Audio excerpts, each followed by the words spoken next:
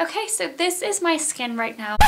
Quick disclaimer slash update, this is actually not my skin right now. So this video was filmed last year in May 2015. Since then my skin has gotten clearer, but I still use these tips and tricks and I still believe in them. So I wanted to post this video regardless. I will post a video on how my skin cleared up, but until then, keep watching. Without any makeup. There's a couple of things that I wanted to say before I go into the makeup.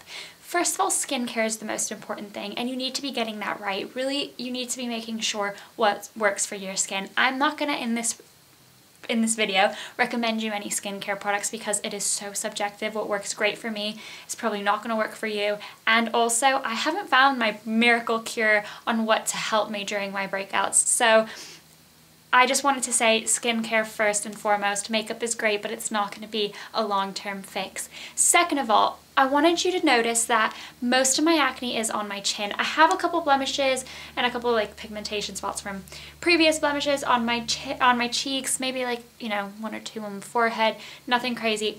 Most is on my chin. But as with most other people that have acne or get breakouts, the rest of my skin is pretty much perfect. There's not too much unevenness and the skin tone is really, really nice. So this is why you don't want to go in with straight full coverage everywhere. It's never going to look natural. It's always going to look cakey. And this, what I'm going to show you, is just the best way to get actually natural skin.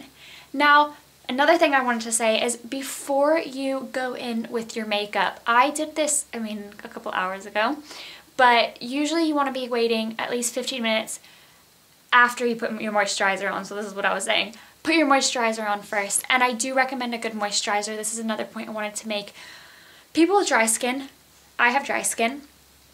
We might be, you know, getting breakouts because where we are really, really dry, our skin might be overproducing oil, hence a breakout. For me, this is hormonal though, so it wasn't actually that I just had overproduction of oil because of dry skin. I had overproduction of oil for other reasons.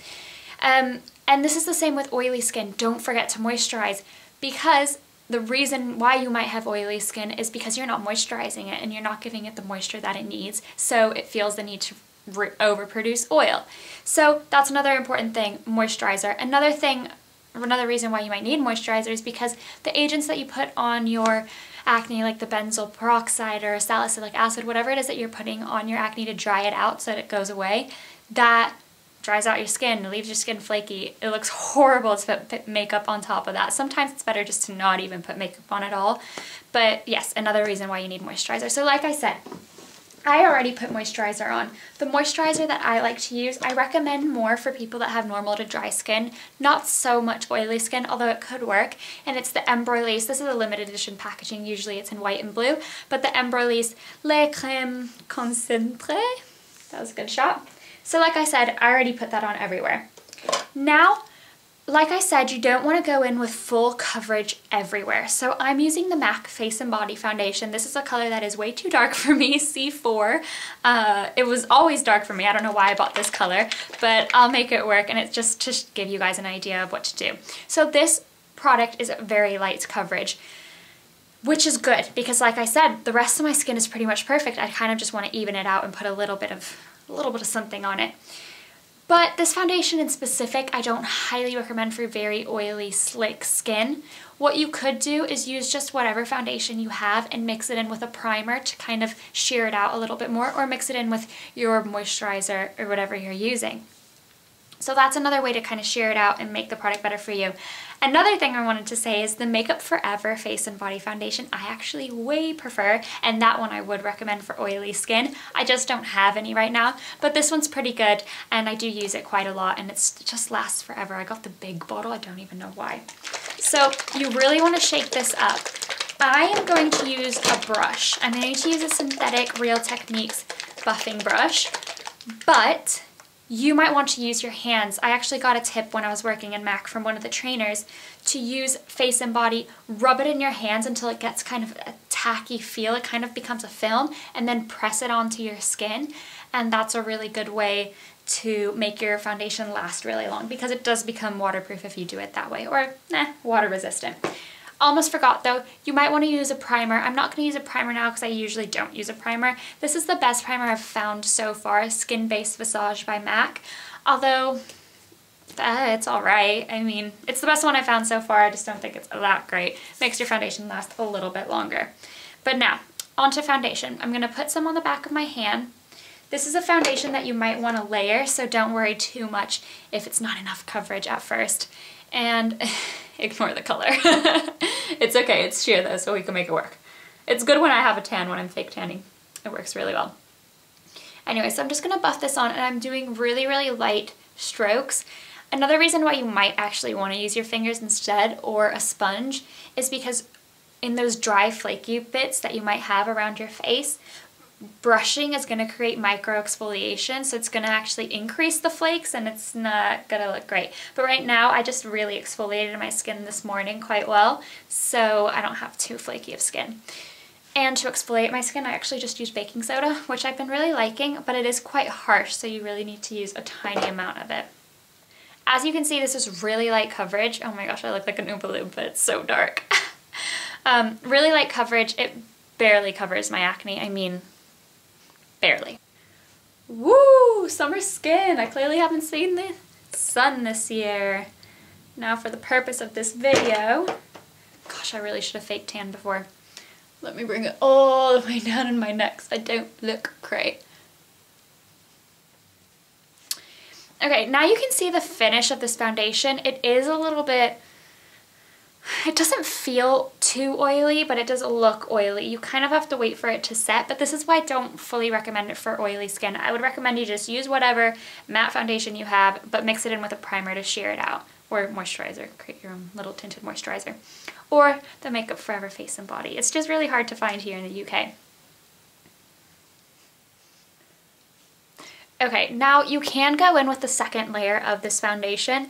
It won't get too cakey if you do so. It's kind of made for that, but I don't think I'm going to, because I feel like I'm going to pinpoint conceal, and that is enough for me. Okay, so now I'm going to pinpoint conceal. So this is why you don't want to put full coverage on everywhere, because now we're going to go in with a concealer or a foundation that's highly, highly pigmented and cover up those little spots so you don't have full coverage everywhere and you don't look cray. So I'm going in with the Vichy Dermablend foundation. This one is great. I really find that it doesn't like clog my pores or ruin my skin or break me out, which is the last thing I want when I'm already breaking out.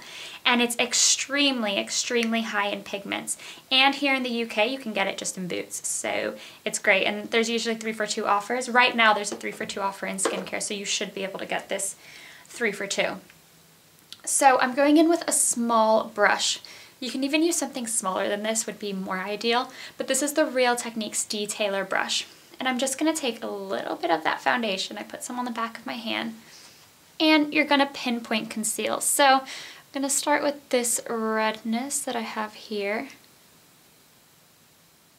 So you can just dab that product on, and then use a smaller, little fluffier brush. This one is by Real Techniques, the Deluxe Crease Brush. And you just want to blend out the edges, just so that there's no harsh lines and you can't see where that concealer starts and ends.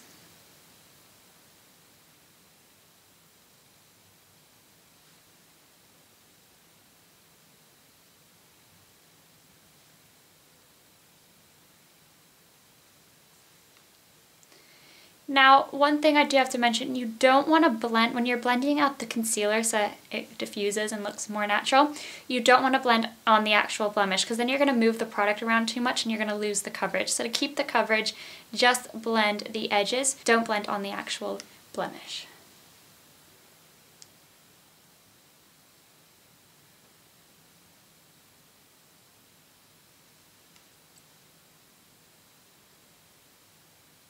Another thing I did want to mention though was you want to make sure that the brushes you're using are 100% clean. You honestly, ideally should be cleaning them after every single use, because whatever bacteria you have on your skin that is all over your breakouts, all up in your pores, you don't want to be putting back on your skin the next day and possibly create more breakouts or just spread the bacteria. So ideally, you should be cleaning them every single day, or at least a quick spot clean. If you have synthetic brushes, like these Real Technique ones, they're all synthetic, then you're fine to spray just a little bit of alcohol on them after you use them and maybe rub them on a towel or something to get a bit of the product off, and you're fine. Use it again the next day, and that way they're completely sanitized, which I think is a really, really important note. That could even be the cause for some people's breakouts, is that they're constantly putting bacteria back on. And another thing is, you know, make sure your pillowcases are clean and your towels are clean.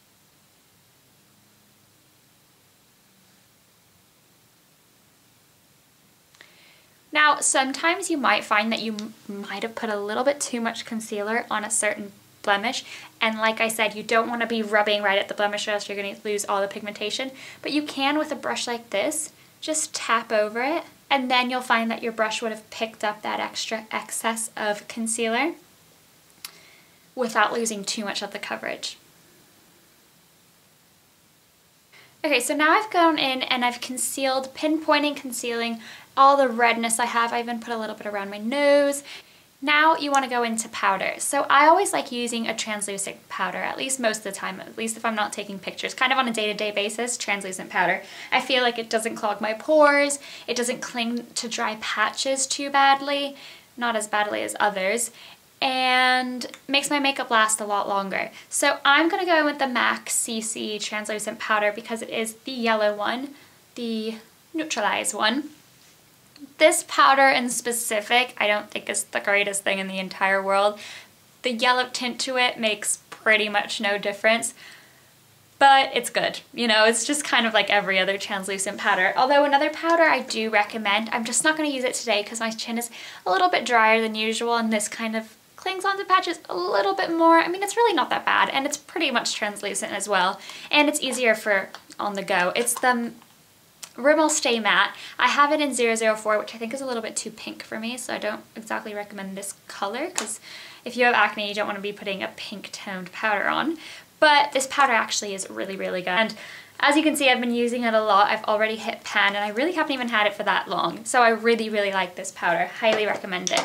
But let's go in with the MAC CC powder. And I'm going to be using the Real Techniques blush brush. Gosh, I'm all Real Techniques today. I do love their brushes. They are really good. And again, just get them in Boots. Get them in Boots when it's 3 for 2. So, crucial with the powder, you want to tap it on. You do not, no matter how soft you do it, you do not want to rub. It will move the product that you have underneath, and you'll lose all that coverage and all that hard work that you put in to covering your blemishes.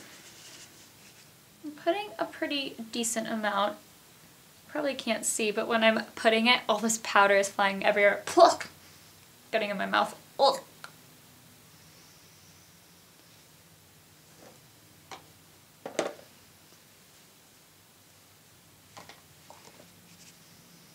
So now that's pretty much mattified that glow that the Face and Body foundation has. But another reason why I love translucent powder is that you can still see the glow underneath. I mean, the lights are kind of overdoing it. It's making my skin look more glowy than it does in person, but I love it. I love that you can still see the glow underneath. And now after this, as the last step, you can use some sort of setting spray. I really love the Urban Decay All Nighter setting spray. Don't have one with me. I only have the Chill spray. But I do recommend that. I don't recommend it on a daily basis because it has quite a large content of alcohol, which is not good to be putting on your skin. It'll irritate your skin if you're doing it every single day. But for special events, special occasions, you might want to be using a setting spray just to make sure everything is really lasting really well. Now, you can kind of see, but a problem I have with the lights is that it's making my skin look more perfect than it actually is. And I think this is what I want to end it with. Makeup is great. It can counteract the redness that you have in your skin, but it can't do much to texture. Actually, it can't do anything to texture. The only thing you can do to kind of help texture is make sure that the concealer that you're putting on your blemishes is not lighter than your skin. In fact, you might want to go a little bit darker than your skin to recede the bump. If you highlight it, you're going to make the bump look larger. That's the only trick really makeup can do in terms of texture. I mean, if I get you closer, you'll be able to see. Yes, it covered the redness. No, it didn't cover the texture. No, my skin doesn't look perfect still. But that's the best that you can do, and that's the most natural way to get clear looking skin.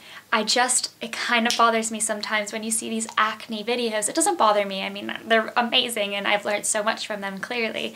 But then their skin looks perfect after makeup, and it doesn't. And it was frustrating for me at first. I'm like, well, how does their skin look so good? It doesn't. It doesn't look perfect. Like I said, you need to get back to your skincare. Really make sure that your skincare is working for you and you find your thing. Go to a dermatologist if it's really bad and see what works for you. What we do here is go back. So I hope this video was helpful. I know acne is difficult. It sucks. I have always had pretty good skin. I mean, you can see in my past videos, I always started my tutorial without any makeup on, and always had good skin. I just recently broke out. I hope it's just a patch. I know it's difficult, it sucks, it destroys your confidence, but it is what it is, and you just gotta keep going. Just be good to your skin, make sure that you're treating it well inside and out,